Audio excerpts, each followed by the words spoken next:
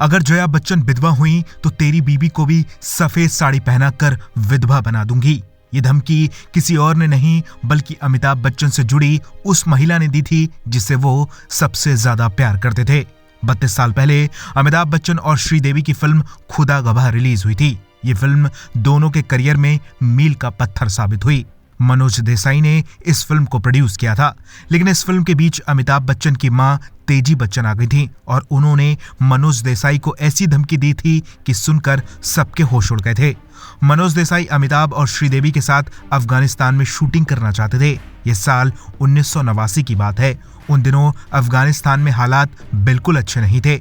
वहां आतंकी संगठन अपने पैर पसार रहे थे, लेकिन स्क्रिप्ट की डिमांड थी जिसमें यह शूट अफगानिस्तान में होना था। अमिताभ का परिवार इस शूटिंग के लिए बिल्कुल राजी नहीं था।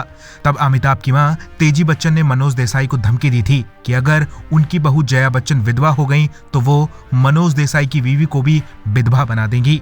तेजी बच्चन ने धमकी देते हुए कहा था, अगर अमित को कुछ भी होता है और जया ने सफेद साड़ी पहनी तो तेरी बीबी कल्पना भी सफेद साड़ी ही पहनेगी। तू लौट कर वापस मत आना। अफगानिस्तान में 18 दिनों तक खुदा गवाह की शूटिंग हुई थी।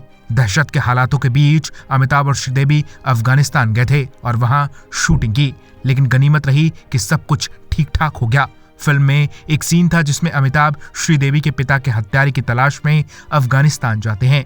अमिताभ ने इसे अपनी जिंदगी की सबसे यादगार ट्रिप बताया था। उन्होंने बताया था कि उस वक्त सड़कों पर टैंक और बंदूकधारी ही दिखाई दिया करते थे। मनोज देसाई ने खुद एक इंटरव्यू में खुलासा किया था कि किस तरह से अमिताभ बच्चन की मां ने उन्हें धमकी दी थी।